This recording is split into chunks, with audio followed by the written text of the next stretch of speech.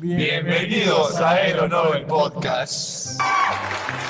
Muy buenos días, buenas tardes o buenas noches. Estamos en una nueva edición del programa para hablar específicamente de los ganadores del Premio Nobel de la Ciencia en Argentina. Acá vamos a hablar profundamente sobre ellos, contarles y aportarles un nuevo aprendizaje. Espero disfruten este podcast y sin más preámbulos, comencemos. ¿Quiénes fueron los ganadores del Nobel de la Ciencia en Argentina? Poco se habla de los grandes científicos argentinos que ganaron los Nobel y la gran importancia que tienen. Lo que generaron en ese momento y lo que siguen generando hoy en día, ¿no? Así es, Tobias. Los ganadores fueron Bernardo Houssay en 1947 con el Nobel de Medicina, Luis Federico Leloir en 1970 con el de Química y César Milstein en 1984 también con el Nobel de Medicina. Y sí, Alfon, es tremendo. En estos tiempos no había ni cerca la tecnología de hoy. Sin embargo, lograron cosas impresionantes. Por ejemplo, Houssay investigaba con recursos mínimos y aún así fue pionero en su campo. Ganó el Nobel por descubrir cómo la hipófisis regula el azúcar en sangre, algo clave para entender la diabetes. Exacto, Cristian. Y no solo fue el primer argentino, sino también el primer latinoamericano en recibir un Nobel en Ciencias. Además, fundó el CONICET, que sigue siendo un pilar para la investigación científica en el país. Totalmente. Y la pregunta es, ¿realmente se les dio el lugar que merecían? ¿O simplemente fueron excepciones en un país que no apuesta por la ciencia? Ahí está el debate. ¿Qué se valora más? ¿El logro o el esfuerzo que implicó llegar hasta ahí con tan poco? Y lo peor es que esos Nobel no son parte del orgullo nacional como deberían. ¿Cuántas veces escuchamos hablar de ellos en la escuela? Muy poco. Deberíamos tener más espacio como este para difundir estos temas. Además de que estamos en un colegio con la especialidad de ciencias naturales, por eso hacemos este podcast, para que no queden en el olvido. Houssay, Leloir y Milstein no solo ganaron un premio, cambiaron la ciencia mundial. Mira, si lo pensamos, no hay duda que se lo merecían.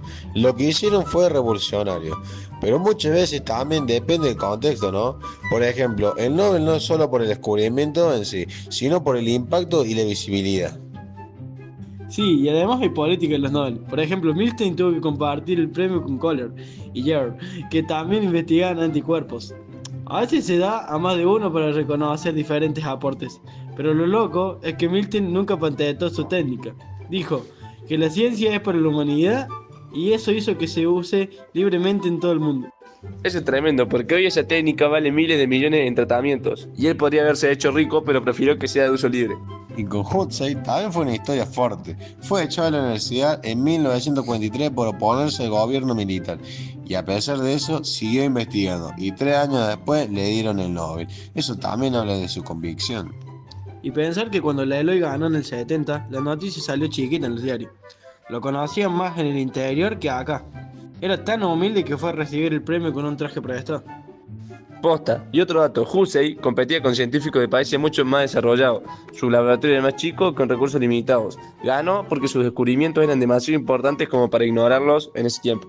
Y a la vez, eso nos deja una reflexión. ¿Cuántos científicos igual de brillantes no llegaron al Nobel porque no tuvieron las condiciones? Total, estos tres lo lograron a pesar de todo.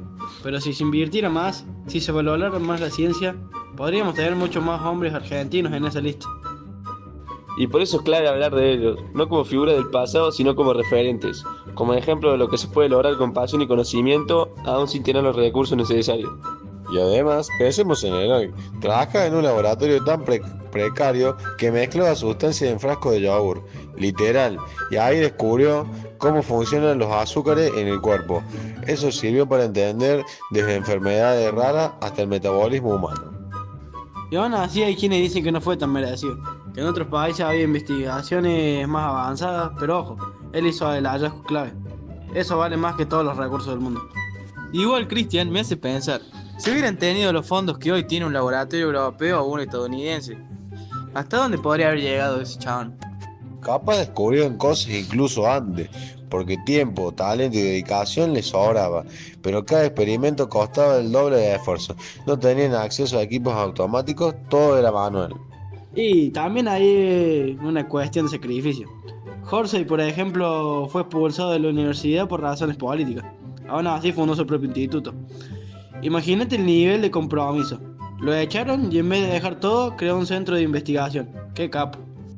Y ahí es donde entra un debate real. ¿El Nobel lo gana quien tiene más recursos o quien hace más con menos? Buenísima pregunta. ¿Por qué a veces se premia el avance pero no se ve el contexto de ese avance? Y estos tres argentinos lo hicieron a todo pulmón literalmente. Y quizás por eso sus historias nos inspiran tanto, porque no tuvieron las condiciones ideales, pero igual llegaron. No fueron la excepción, porque eran genios. Fueron la excepción porque el sistema no ayuda al talento a crecer. Y mira, Cristian, la verdad que hoy en día eso no cambió casi nada.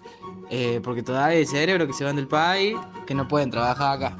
Por eso, hablar de Halsey, Leroy y Milstein no es solo recordar el pasado, es pensar en el presente y en lo que podríamos ser si la ciencia tuviera el lugar que se merece. Totalmente, Toby. Y ojalá algún día no tengamos que decir, uy, lo lograron a pesar de todo. Sino, lo lograron porque los apoyamos desde el principio. Sí, Cristian, porque talento hay, siempre hubo.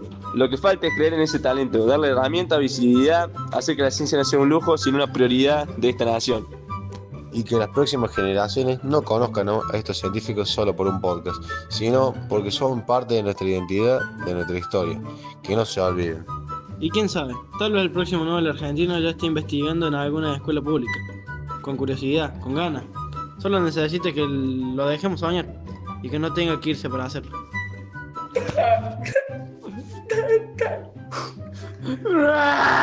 ¡Qué felicidad, cura! Y bueno, gente, vamos terminando este hermoso podcast. Espero que les haya gustado este lindo debate y que hayan aprendido muchas cosas nuevas. Nos estaremos viendo en algún nuevo episodio, gente.